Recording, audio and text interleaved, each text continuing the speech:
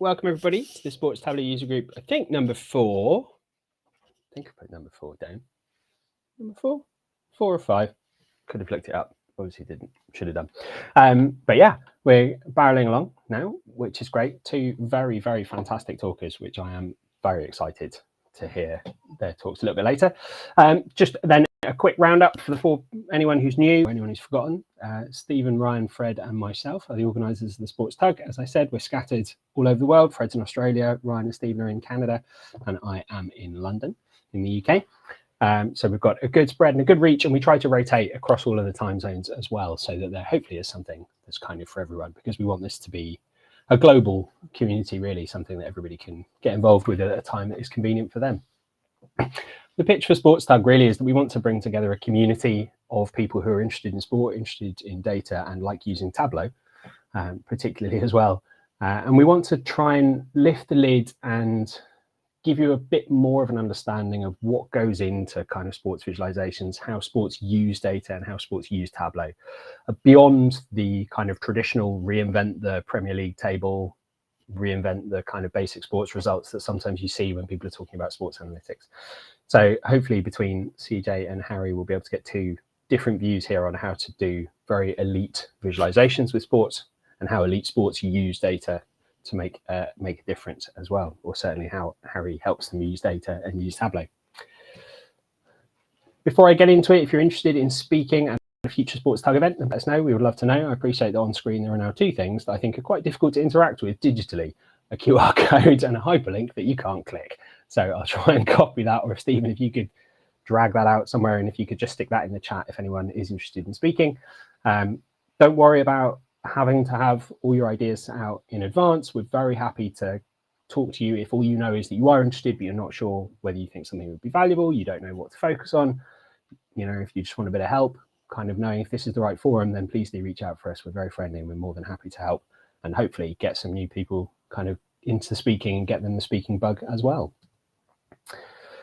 Like I said, 2 speakers today. CJ is going to how to ace tennis visuals, talking about his information, his beautiful shortlisted visualization, which I am looking forward to hopefully hearing a little bit about the magic, because I would love to be shortlisted. I'd love to win it one day, but we'll start slow. I'd love to be shortlisted first. That'll be enough of a journey. And then Harry's going to talk to us about how he uses data and Tableau at Bristol Bears, which I think should be really interesting, having spoken to him a little bit beforehand and heard a bit about his journey. And I think there'll be a lot, certainly for me to take away and for other people to take away as well, whether they work in sport or not. Right, CJ will be up first.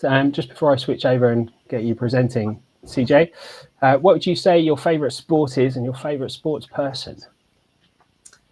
Favourite sport at the moment, so it does change. My favourite sport at the moment is probably darts or golf, which is really rogue, because I don't play either of them. I just really enjoy watching them at the moment.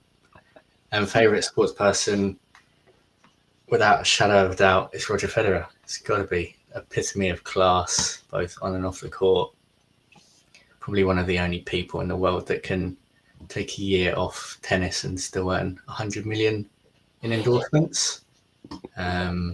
Yeah, he's just a wonderful guy, and I like the way he comes across.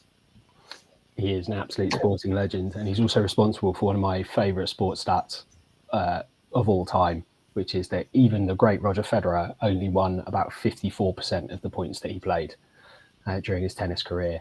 So if you think you need to be 100% perfect to be at the top, it's much more about picking your battles than it is about trying to win everything. Cool. My favourite fact about him is that 50% of his name is ER. There you are. That's a much better stat. I'll let that one settle with everyone. I think we should make a visit of that. Right, I will stop sharing. Hopefully you are able to share, CJ, and then it'll be over to you. Look at that. Take it away. Is that the wrong way around? Can you see a slide? Yes. Wonderful. Okay, welcome everyone to my presentation on the golden set, which is all to do with a tennis match that took place in 2012 and the obscurity of the scoreline where Shvedova beat Irani in the first set 6-0, not dropping a single point. I will probably butcher their names throughout the whole presentation, so apologies in advance. They probably will never watch this. Now, originally I entered this visual in the Tableau competition for Iron Viz, who many of you will have heard of or have taken part in the past. It didn't actually score very well in that competition out of roughly 175 entrants, but I was pretty proud of it overall, so decided to enter it into the Information is Beautiful Awards. Now, that might be slightly newer to some folk, and as a reference point, you can enter anything to that awards ceremony from leisure through to politics, business, analytics, dashboards. And of course, I really enjoy sport, so chose that option.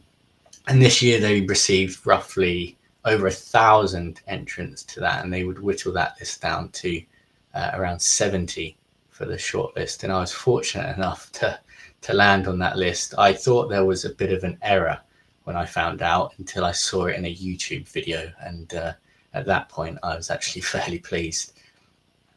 In the sports category, specifically this year, it was made up of 8, and I would urge you to go check out the rest of the entries. You can see where that is. I've included it on the bottom of the page, those URLs. Hopefully I can dump into the chat after the presentation. Before we dive in, I've been introduced slightly, but I wanted to share this with folk. What I truly value is living my life according to my core principles, and you can see 3 of these values here on screen and also displayed on my website. And I believe in making small, consistent improvements to becoming the best version of myself. And I think everyone has their own unique qualities, and they can express this individuality and passion through their actions and work.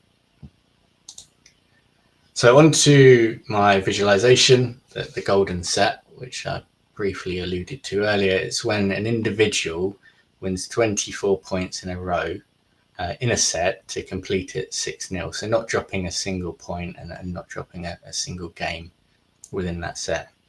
And you might have heard of the term a bagel, and that is referring to a score of 6-0. But the difference between a golden set and a bagel is a bagel is 6-0, but the individual perhaps can win points within those games, whereas in a golden set, it is the full consecutive 24 points.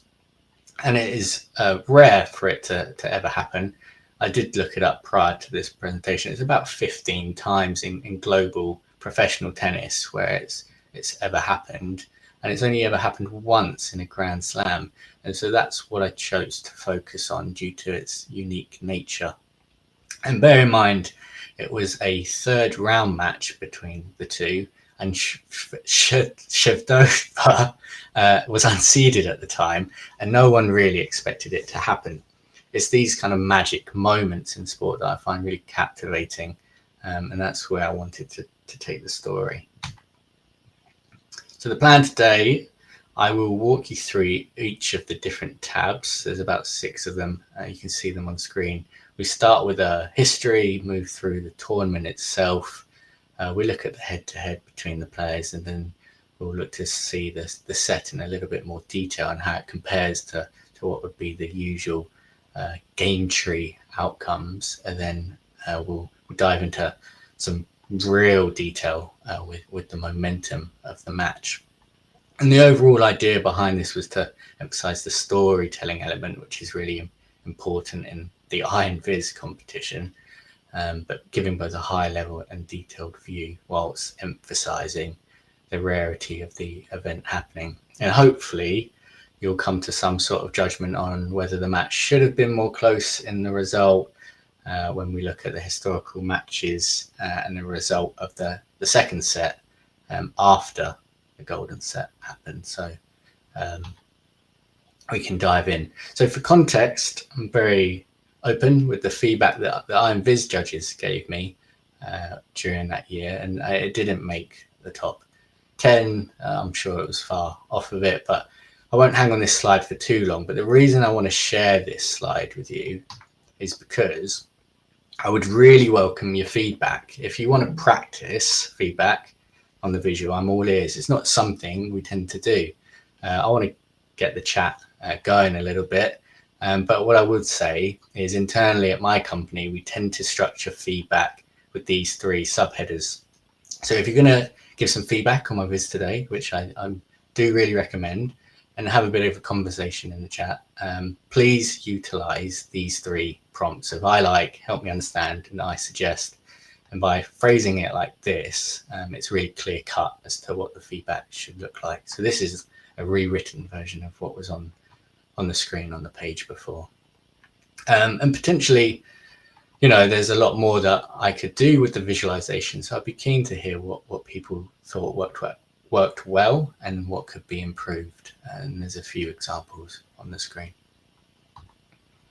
Last thing before we jump in, a small plug. If you're interested in tennis visuals or wider sports analytics or just general data analytics learning, I do have a website.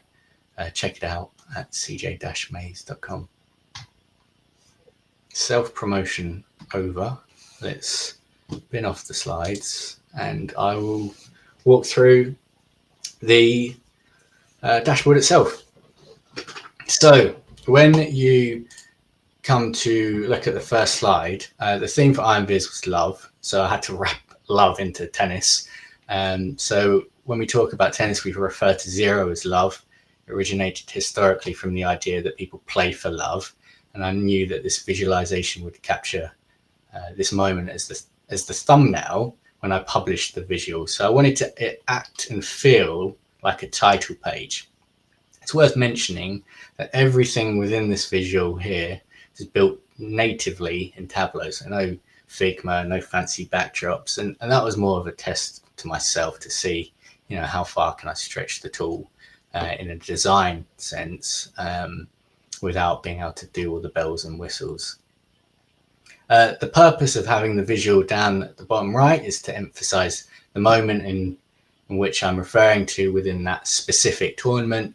We're looking at 2012, and you can see that I've highlighted it as the only time that the golden set has occurred.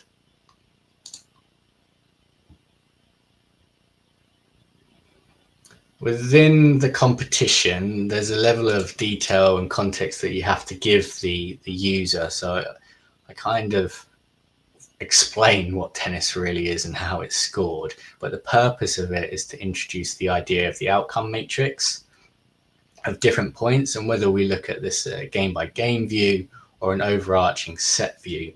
And so I walk through how that would compare to what the golden set looks like as you navigate through simply the individual winning all 4 or 5 points. It sets us up to look at the tournament, and it also addresses the fact that it's a really rare occurrence to ever happen. So we jump into the tournament section, and this is probably the page where I start to lose a little bit of engagement as to standard visualization types.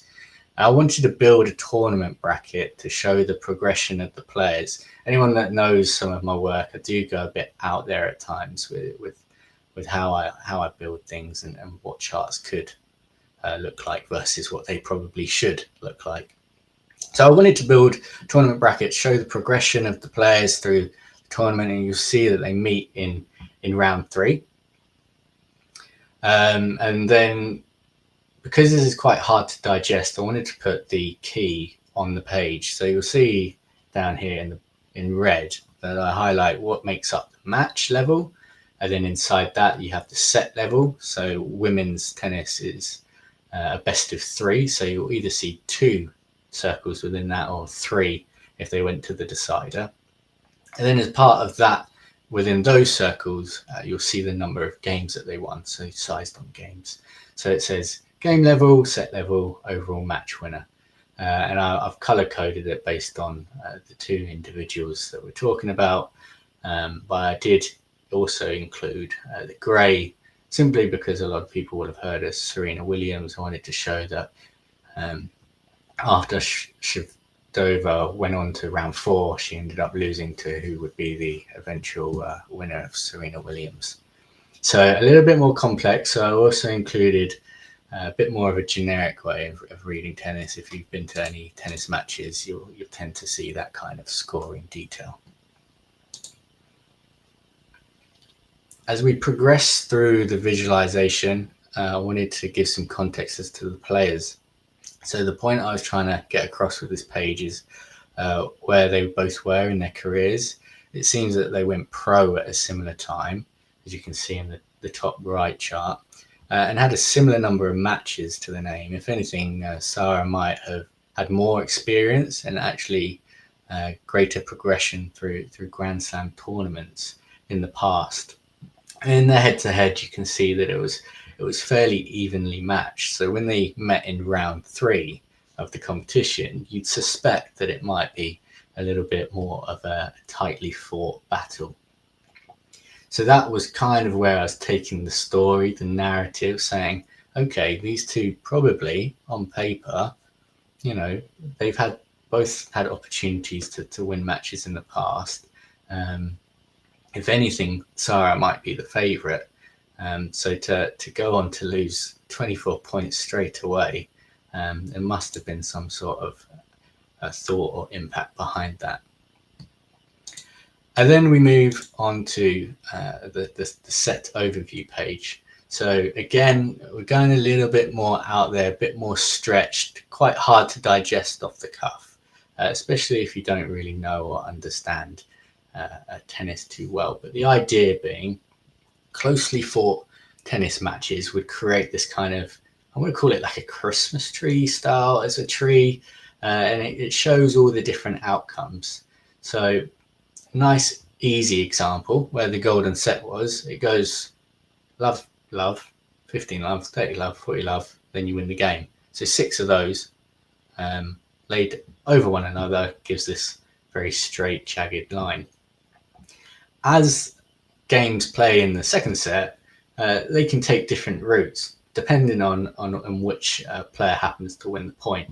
So the line in the background shows the volume of that progression path. So got to remember in this set it was 6-4, and so total games would be 10, and then there'll be a number associated to that progression path. So here it went from 15-all to 30-15 7 times within that full set. So it's an aggregated view of those different sets. But I also wanted to say, okay, great, but what if I want to call out a specific game? So here is set 2 game 1, so that you can see in the highlighted red, it goes 15 love to Sarah, 15-all, followed by 30-15, 30-all, 40-30, and then the game gets won by Sarah. And to make this really simple, again, if I hovered any of these ones on set 1, it would naturally follow this path.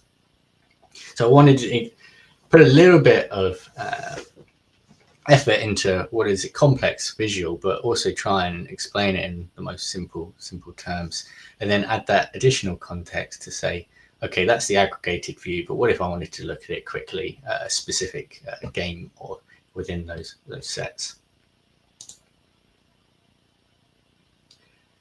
So what might have been quite challenging, and I'm really looking forward to reading through the chat if anyone's open to the feedback, is this balance between how to articulate quite complex things through complex charts, trying to make that easy to digest, but also a certain level of detail. So we kind of flip it now, and lines and dots should be fairly familiar with people, but I'm using it in a way that's quite detailed and quite complex. So when you look at the chart at the top, you probably think, what is going on? I have no idea. So again, I put the key on the page just so as a reference point, and use this red color so that you know it's more of an action, a hover, a point of information, as opposed to something that's actually within the chart. So as we go through, what we're saying is each line is whether they win the point. Again, golden set, win every point.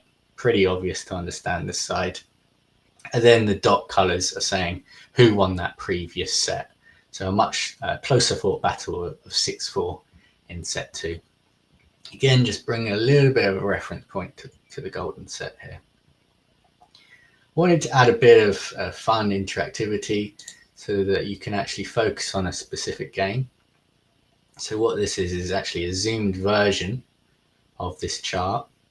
And then you can see that I've used a bit of grayscale colouring just to emphasise the point winners. You can either click that, or you can click what is probably a bit more of a flimsy parameter that will just navigate backwards and forwards. It's a bit slower on the screen here, but you get the gist of it. And then a bit of detail as to, were they winners, were they double faults, unforced errors, that kind of thing. And what you'll see is I've used a lot of chart types, but I'm not, as I'm talking through it, I'm hoping the story comes to life for itself. Whereas in IronViz, you tend to see people put the verbiage on the page. I set myself the goal of actually trying to tell the story through the charts and just have the key as the explanation, so that you can try and digest it and actually come to that understanding yourself. Again, whether that worked or not, well, potentially not, but that's the challenge I set myself, and that's how I wanted people to try and digest the information. And then this is the final view that I will talk through today, and this is to say, okay, we've just learned about each of the different points, but well, let's think about those unforced errors. Let's think about those winners, and so that you can actually see that first set was incredible amount of winners. There's not much that Sarah could have done in terms of like tightening up the belt in terms of unforced errors. It was simply back-to-back amazing performance. 4 races, incredible. So I wanted to put that context into the page, and if you click any of these, it'll pop you out to YouTube. I won't click on them for whatever copyright Mo has with the recording of this, but if you look at the live version, you can click on them. And we look at, to win all those points in quick succession, it was the quickest set within Wimbledon as a tournament. So 16 minutes to fly through that. And then I wanted to put up the average. So I think men's and women's is fairly similar, around the hour mark per set, quite generally. And you can see that on the page there. And then we wanted to talk about momentum. So momentum being, progressively how into the game are you, that focal point. And it was part of Jeff Sackman's tennis git repo, all of this information. So I'm sure there's a more clear-cut definition of momentum. But on average, you can see the player 1 and player 2 across the tournament, what that tends to look like and the tightness of it. And then I wanted to showcase, okay, 14 winners, this momentum shot up within the match, and then a little bit of recovery, gaining momentum in the second set for Sarah, but it was probably too little too late, as she went on to win the second set 6-4. So that's the narrative, that's the story. You'll see a few design elements where I've tried to probably limit the palette to a couple of colors. The real focus was on telling the story aspect without having to verbally articulate that through text form, but through the charts themselves. So I'd love to hear what people have to say about it. And I really enjoyed picking quite a random sporting event, because I just love stuff like that. I think it's so interesting to really dive into. So thank you for listening. I appreciate that. And hopefully that was quite timely. That was ace. Thanks very much, CJ. If anyone's got any questions, stick them in the chat. Myself and Stephen will keep an eye. We've got certainly time for a couple before we move to our second speaker. But I'm going to kick off with a quick one, if that's all right. What was your design process for this, CJ? Because you've used, kind of by your own description, a lot of quite simple methods, but in non-traditional ways. Did you start by kind of like sketching out the story and how you wanted to go into more detail? Did you have an idea of what kind of visualizations you wanted to put into it? Or did you just kind of lay the track in front of the train as you were going along and just experiment with stuff? Yeah, it's a good question. Like most things, it's always iterative. So it's not clear cut of the order that you do things. And to think back, it was with most IronViz, you probably frame it first of high level view, give the context to whatever it is, then you move through some of the detail or impact or this is the clear messaging points. So I think I probably had, that left-hand pane of I'll reshare my screen while I have it. A clear structure, at least, to what I wanted to amplify. And then it was a case of putting the charts in to match the message of that. So the charts would have, I would have keep changing them, or would have keep thinking about them to try and narrate that story for me, where I've set myself a challenge of not putting much text on the page.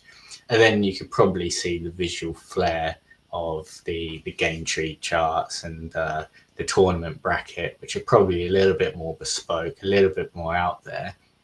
And that's me probably going a little bit over the top, saying I want to create something that most people don't have on their profile. Now, there might be a good reason that people don't have that on their profile, but I want to put that touch of me into my work. Nice. I love it. I've got another question, if you'll indulge me. Now, Stephen, have you got a question? I do. I have to ask about the Christmas tree chart. Like, how on earth did you, one, think of it, two, do it? Yeah, just because, like, for me, it's interesting because it's almost like, it's kind of like a decision tree in a way, but it's not as well, just because it's more of like, I don't know, like how I see it, which is, I mean, hopefully it's accurate, where you obviously start with a point and then it can go one way or another, but then it can also, after that, it's almost like you moving a piece backwards if it ends up being 15-15, or 15 all. And then, okay, if it goes forward, then it's, 30-15. But then again, it can move backwards again to 30 all. And then it could, like, so it's kind of neat how it almost, like, represents the game literally, like I don't know, physically in a weird way. So I'm just curious how, because I've actually never seen anything like that before. So maybe I'm the ignorant one, but I'm happy to hear how you sort of came up with that, or what was the inspiration for that one. Yeah, you're definitely right. It is decision tree-esque, and it is, because tennis is whoever won the point, it's a yes-no, so it moves one way or the other, right? I can't coin it with my own. If you Google search tennis analytics, there are examples of it in other forms. I've seen charts that are printed in like PDF versions of people doing high-level work for whatever research studies, but I hadn't seen it on Tableau. So prior to this competition, I had figured out a way to template it, create it based on some match data, and I thought, let's run with it. I think that's a cool idea. I'll create my own version within Tableau. I like to see charts generally online and say, okay, can I recreate that? Yeah. But yeah, I'm glad the decision. Let's call it a decision tree, not a Christmas tree. That's probably more appropriate. Yeah, and the last thing too about that, like, I find really interesting is that, like, technically speaking, if you have a set that is as even as humanly possible, i.e., like, no one wins anything, 40 love or 40-15 or something like that, it technically will look exactly like a Christmas tree. Yes. So generally in really close battles, you'll see the full triangle shape filled out.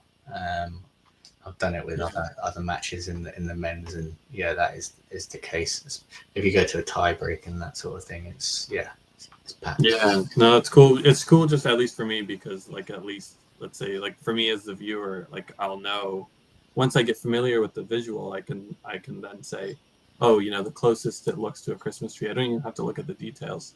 It's what's the shape? Okay, it's as close to the tree. It's super even. If it's not like a tree, okay, it's not so even. Because when I built it, I was very surprised not to see the dot here. 30 love, as well as 40 love, which is really interesting, right? Yeah, definitely. But anyway, I'll shut up now. But no, thank you. Really appreciate that. Excellent stuff. Right. Thanks very much, CJ. If anyone's got any more questions or comments, please stick them in the chat.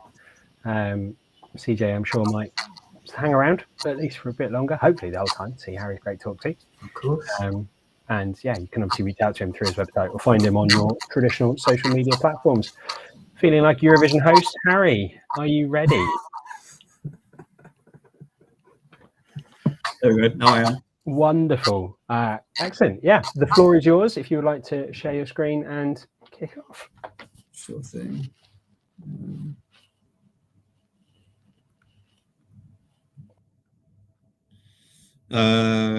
If I go that, can you see that?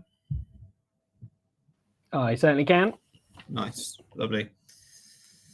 So yeah, I'm going to try and cover a bit of a broad overview of the way in which we use data in rugby. Should probably say I'm obviously very aware that people in this room obviously might not necessarily know what rugby is or know much about it at least. So I'll try and keep the rugby specific stuff to a minimum. But things you need to know is obviously rugby isn't generally, obviously big sport around the world and big sport in the UK, but generally speaking doesn't have a lot of money in it, like comparably to like football as an example. Like we typically tend to have like obviously less of a budget and things like that. So it's not quite on the scale of like soccer where we have big like data teams and things like that, but we certainly do take some time to go through our data analysis, and that's predominantly what my role is. So obviously just kicking off a little bit about me to begin with. My background is actually in sports science. Obviously my job title now is data science, but my background in sports science, I did an undergraduate degree in sport and exercise science, and I roughly worked for around about 6 years as a sports scientist before I started like transitioning to be a bit more of a data scientist. What that means is that my sort of day-to-day was a bit more applied. I was more focused around how we apply information to the athletes rather than the actual data itself necessarily. But I always had an affinity for data, and I don't mind saying I'm definitely a bit of a nerd. So like obviously the data side of things for me was always interesting. I eventually did a master's by research and MRes with Leeds Beckett University, and that sort of like started my journey in terms of transitioning. I realized that the data side of things in sport was really where I wanted to go. So like I sort of pushed myself in learning that side, and now I'm a data scientist now. I say that quite loosely. Data science, can mean a lot of different things, but I'm 2 years into that role now, and still, I'm definitely on that journey and trying to develop and push myself in that direction. Like I put this here to kind of describe it a little bit, but the role continuum here is kind of saying that like obviously if you have sports science on one side and data science on the other, in terms of one, sports science being very applied and very focused on the athletes themselves and then working with them and applying that information, and data science probably being a bit more in the background and focusing more on the data itself and how we use it. I'm definitely going from the left-hand side to the right-hand side, and that's what my journey's sort of been. It's realistically, any day it might change, and I might move more left and more right, but yeah, I'm trying to move myself into my skills in data and my data set skills into that right-hand side at the minute. It's been a pretty cool journey so far. It's my day-to-day. Kind of put this here to sort of iterate that my day-to-day is varied, and that like from a data perspective at the club here, like it is just me from a data science perspective, and we don't really have a data science team or anything. We have the sports scientist as well, who helps a lot with the data side of things. But like I said, he's more focused on the applied side of things and the actual systems of data. So my job is a little bit more around actually how we use data, how we can use it more effectively. And that covers lots. Like I don't do much of the collection anymore, but that still is very much the collection of data. But then obviously the size of these circles is trying to represent like how much of that maybe my day might be taken up by. So I still do a lot of like the data engineering side of like cleaning the data, a lot of when analyzing when I can, but then obviously the bigger circle here being the visualization, because as we'll find out, the Tableau has basically become my life for the last two and a half years or so. So just moving on to like why Tableau, to try and describe what purpose it solves for us. I mean, this is probably very simple and like analogous to other environments, not just sport. And I imagine a lot of people in this room will probably understand this problem. But for us, if I describe like the athletic performance department, which is the department that I mainly work in at the moment. So this is where all of our S&C coaches, nutritionists, sports scientists, and myself all sit. And we, as an example, use lots of different tech. Like we use lots of different pieces of information. And like on the screen here, we can have outlaid some of what that just one department uses as tech. And the problem is that if you're a practitioner working in this office and you didn't have like a formalized in-house system, you're having to go to 6 or so more different websites in order to try and find your information. So let's say a player has gone through gym into doing some conditioning and training and all that stuff, like all of that covers all of these different pieces of text. So if you're wanting to grab whatever that information is so that you want to review it and analyze it or whatever, you go into a lot of different places to try and find what that information is. So what Tableau has kind of come for us is basically it's almost like a centralized system. It's not a data system. And I actually got called out for a tweet or a LinkedIn post I made recently where I sort of said that Tableau kind of does all of the heavy lifting from a data system perspective, and that's not what I'm saying. But what I'm saying is that Tableau has become a central place for us to work, and what I want and what I feel like I've been able to provide is that as a physio or a coach or whoever it might be that's wanting to find information, for them, all they need to know is that they go to Tableau to find out what they want to know.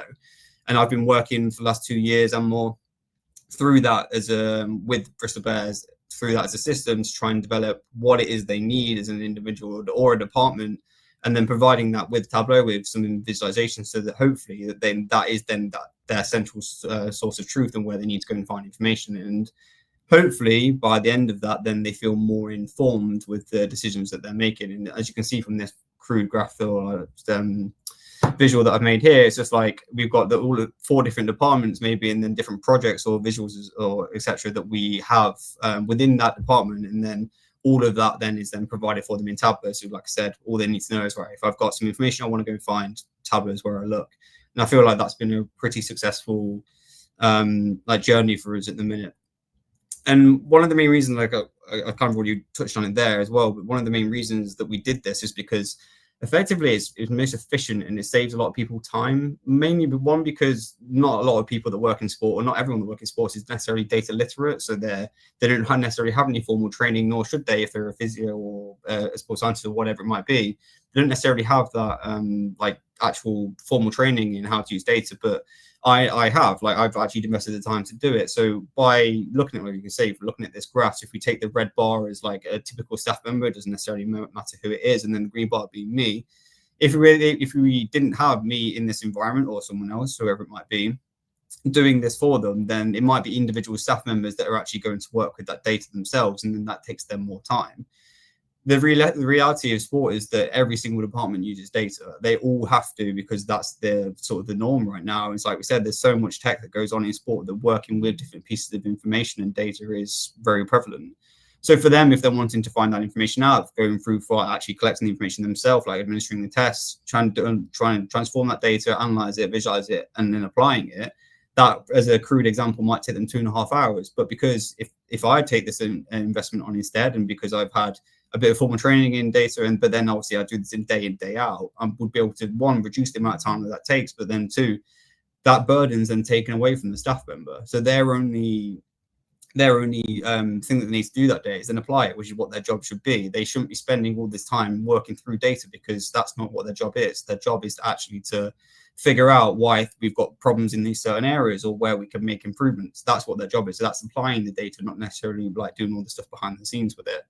So what Tableau is for me is like this, solving this problem. It's just like they just need to go to one place to find out the data, and then they're able to apply it and use it, and it hopefully streamlines that system a little bit more. So what that's kind of led to is, like, over the years is, well, at the minute when I last checked on Tableau, we have 82 different visuals of dashboards currently on there at the minute. Some of these probably could be taken down and removed because they don't get used all that much, because there might be a sort of a fad or a story or something that we're trying to tell at a particular time that then might no longer be needed. But I try and take those down as I'm going, if I notice that they're not being used much. But what this is kind of illustrating is that, like, it's taken a lot of time to develop this, but then it covers lots of different areas. So the visuals that get made they could be for specific people, or they could be department wide. It varies a lot. But this has been a long-term process. So then it's just like build and snowball sort of over a bit of time to then become what it has now, which is like quite a lot of visuals and dashboards that are available to Bristol Bears staff, basically. And I put this here kind of illustrate that. But so when I made this slide a couple of months ago now, when I had basically a bit of appraisal where I was trying to outline like all of the different jobs and things that I've done since I've been here at Bears. And I noticed that I put in the start of this at the bottom left hand side of the screen there, you can see I put introduction to Tableau. So at one point, so somewhere back end of 2022 is when we started using Tableau. And then from that point onwards, it's kind of like snowballed to what it is now. And lots of these projects that I outlaid, in this sort of like timeline were predominantly done through Tableau, or at least some parts done in Tableau. So it kind of just illustrates that, like, that it's not just overnight that all of this stuff has happened. Like, it's just been a slow progression of finding out what people need and then slowly providing it through Tableau as a source. And then, it's just kind of grew out to be what it is now. And obviously, like I put at the bottom there, there's plenty of updates and maintenance and stuff that goes into that. But it's just kind of like progressed on as the years have gone by. And it now is like probably it's almost its best point where it's been utilized the most, I feel. So I'm just going to literally cover a few different visuals. Like, I mean, none of these are going to be anywhere near in terms of stylistically as good as CJ's stuff that he's been showing today. But the kind of point behind these is just like the functionality is that they need to tell a story and a purpose. And as long as the practitioner, whoever it might be that's actually reading this, takes away from it what they need to, then hopefully the visual's done its job. So obviously in rugby, it's a very strength-dominated sport. So obviously strength and power is really key. So gym-based work is obviously always prevalent for us.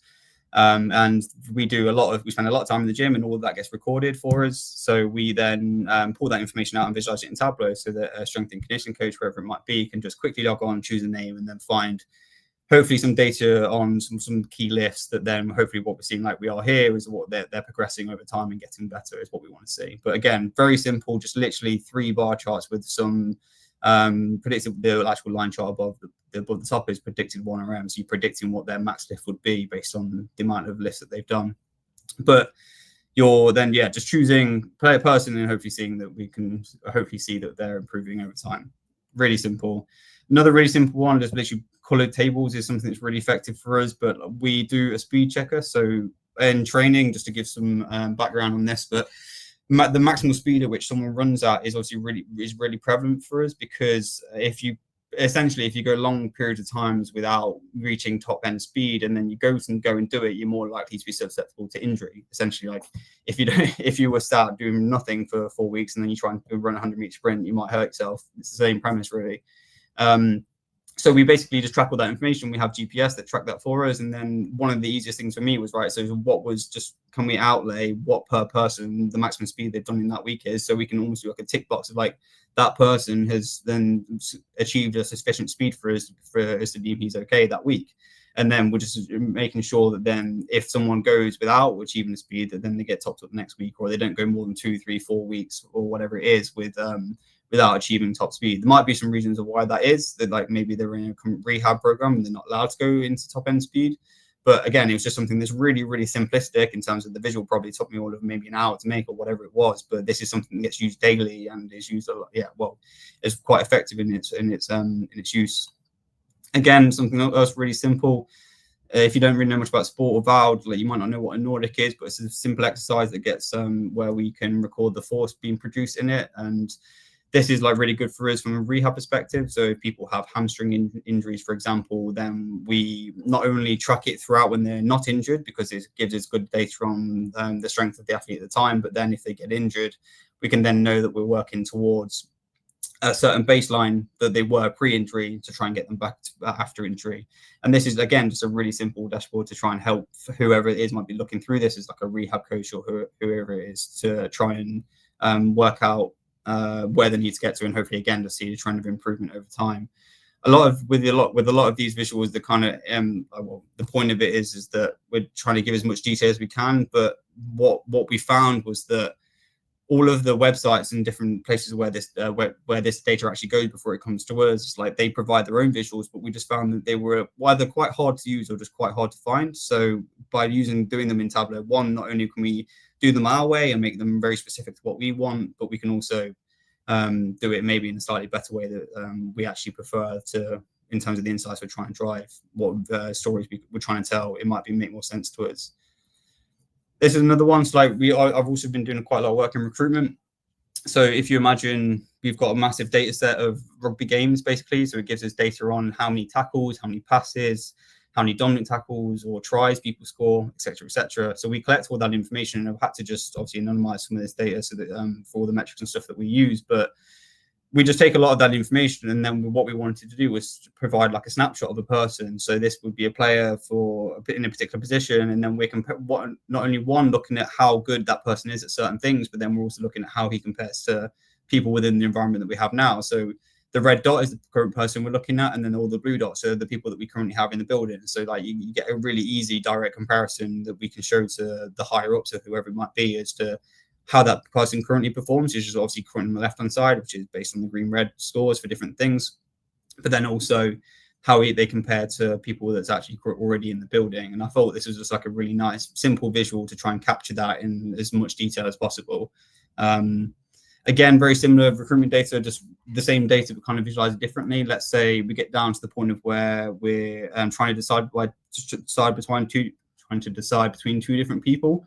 And then we can just do a direct comparison. So we can choose a person on the left, choose a person on the right, and then we get like almost like a direct comparison for set variables that we're keen on as to whether someone is better in certain areas or not. And obviously that might help us just determine which direction in terms of the player that we want it to be looked at. But again, it's just it's really simple visuals. None of these are overly complicated, but they're just trying to tell a story to the person who's using it to try and make their lives easier.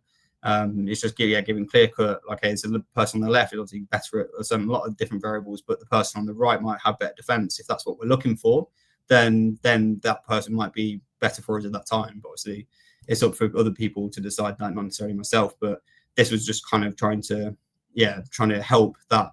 We knew that was ongoing, and obviously that is a process in recruitment. So just trying to help with that, something that already happens. This is another one, obviously, from medical data. Obviously, you had to anonymize a lot of this as well, but I want to say, I'll put thank you, James, in the corner there just to remind me to say this, but I wouldn't want to take full credit for all of these. So there's a guy, so I'm really fortunate that we're, as Bristol Bears, we're twinned with a football team called Bristol City, and we're owned by the same person, and we our training campuses are basically down the road from each other. And I've been really fortunate that I'm quite close with James, who's the data scientist over at Bristol City, and we work quite closely together because we basically both do the same job, just in different sports. And he was, for particularly this one and for this one, he was the person who showed me how to do a lot of this in Tableau in terms of like this player map on the left-hand side and stuff. So I'd put that there to remind me to say that this actually was more of his idea that I've kind of adopted. But yeah, he was the one that showed me how to do this. But it was a very good visual because the medics that we have in the building, they have to collect data for legal reasons, obviously, but the systems that they have to get put into are quite hard and difficult to use, similarly to what I said before. But in this case, they were particularly hard to use, and they were really hard to find historic data on a person, to the point of where you kind of had to find an event that happened to them and flick through the years to find other ones and stuff. It was really difficult. So what we did was we took all that information out ourselves and started updating it ourselves, but did this in Tableau so that you can just choose some, obviously click a player and then see all of their injury history in one kind of snapshot again. So I kind of say, what are the risk areas for this person? So if this is let's say it's a rehab coach or someone who's going through work with this player, we can instantly see case of where potential risk sites for this person are, where we might need to change what they do in the gym or on the pitch because of their current history and things like that. So yeah, I thought this was probably one of the nicer visuals that we did, but it has a very clear purpose and gets used quite a lot because it was solving a problem of where that data was typically hard to find before. Again, I think this is the last one, just trying to end on something a bit more rugby related. Obviously, if you don't really know what rugby is, but at the start of each sort of like the start of each half or after a scoring event, you go for a restart. So kind of like a kickoff in football, you start in the middle, but the one team basically kicks the ball to the other. And what we did was then just track all of those. We get given this data, but they wanted this data visualized so that we can look at another team and what way they typically kick. So again, it's just a really nice way of going into more of the tactical, technical side of the game, but a very simple visual that has quite large impact. But as we can see here from Rose, we only usually kick one direction, but we can show that what the usual depth of those kicks are and things like that. So they had some real application, but for the actual rugby side of it this time, rather than just the athletic performance side of stuff. I think that's it. So yeah, thanks for obviously listening to that. I hope it was helpful. I kind of just wanted to give a bit more of a snapshot of typically what we go through for data in rugby. Obviously, sometimes well, there is a lot more behind it than that, but yeah, I want to try and give a broad overview of what we do. That was excellent. Thanks very much, Harry. That was great. I think two things really stood out to me. The slide where you talked about the efficiency savings by you doing this as opposed to a practitioner. That's something certainly in my own work, kind of in data, we try to impress upon people is, stuff that you think might take a long time or that does take you a long time just might not take us such a long time. And that opens up a whole new world. And like you say, wouldn't you rather be doing something else? And I think also I'm definitely I'm in your camp about the kind of practical applied nature of using Tableau in this fashion. I think if you work for a multi-billion-pound enterprise, whether that's a sports club or whether that's a massive logistics firm or something like that, and you can have a full technical software suite and stack to sit in the middle of all of this, then that's fine. But the reality is for a lot of small companies, a lot of small sports, a lot of small groups of people, there might be only one or two people who can actually use data beyond, some advanced kind of Excel formula, and actually being able to use a tool like Tableau for them to be able to centralize the data collection works incredibly well and enables them to have so much more of an impact and a much better kind of value for money proposition of using data than if you were to try and persuade them to spend 18 months and however many hundreds of thousands of pounds investing in something they realistically don't need, even though it might be kind of best practice for a big company. Just I suppose a question kind of from me, what's the feedback been like from practitioners, and kind of the people you work with in the club? Yeah, it's been really good. I was actually really surprised by the amount of adoption we had. But so I love that. So on Tableau, obviously we use Tableau Cloud, but when you go onto that, you can see what people, obviously as administrators, you can see what people are looking at. And I look at that quite often just to see out of interest how often things get used. And I was actually surprised it was daily for most things that were getting used, which is obviously really good for me in terms of proving that the work that's gone into it was useful, because obviously I don't think they'd use it if it wasn't the case. But yeah, no, it's been good. Like, I think rugby, especially because it's a bit behind the times compared to other sports, but it has been the case in not that recent past that like people were doing this themselves, that even to the point of before I came in here, the different S&C coaches were then tracking their own data for all of their players that they work with and stuff. And it's like, that's just time that you don't need to be spent doing it. Like, you as an S&C coach need to be on the gym floor, because that's where you make the most impact, and like that's where you should be spending your time, not working through those spreadsheets that they had.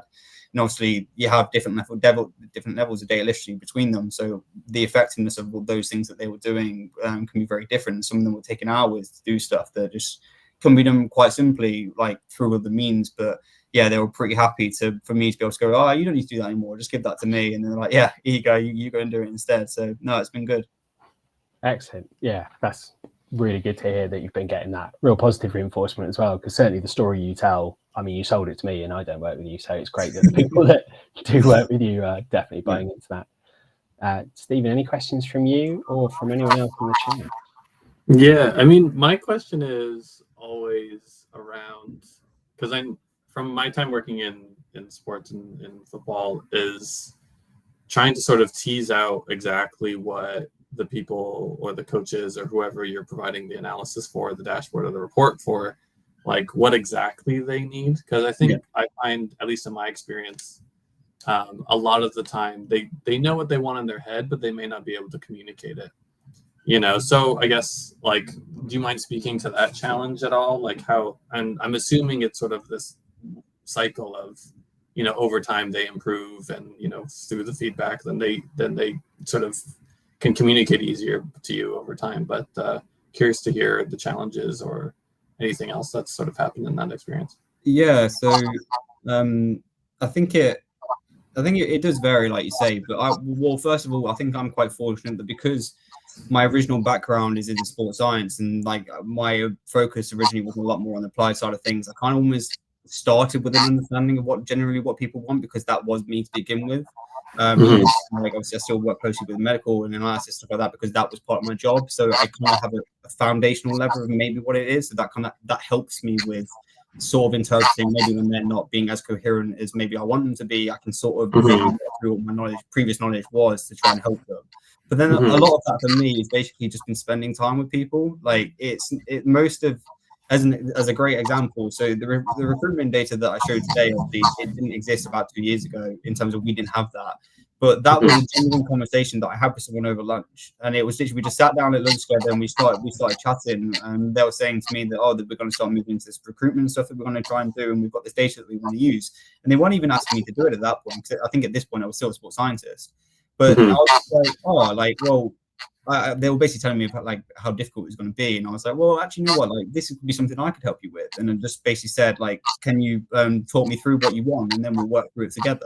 And that's kind of how most of my stuff progressed. Like I just try and spend time in different departments, trying to learn what it is that they want. And then like you said, over time, they kind of get better at articulating that to me. And some people will just be, Harry, like, I've had this idea, can you do this? And it's like, yeah, fine. Or it might be more of a, I've kind of got this problem, do you want to talk about it? And like, let's just try and tease out maybe what it exactly is that you want. And that's been a definite development on my side in terms of improving my communication skills, because at heart, I'm an introvert and it's quite hard for me sometimes.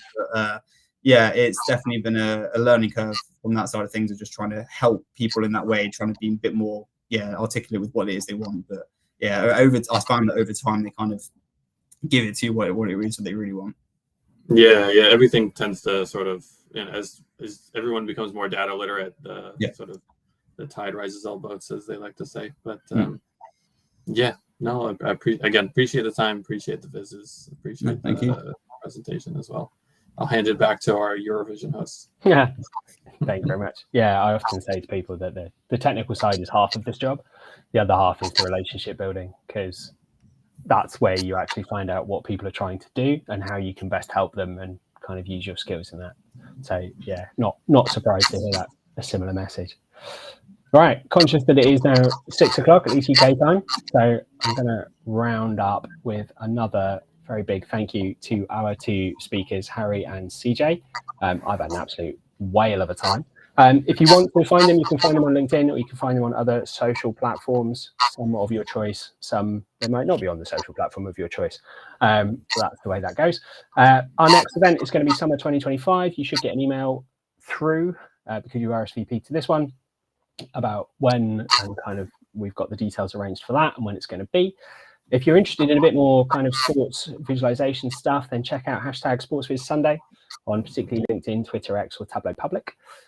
Which is a community of people who are just trying to build really cool stuff with sports and data. It's also co-led by myself and CJ, so that's a secret kind of duplicate plug.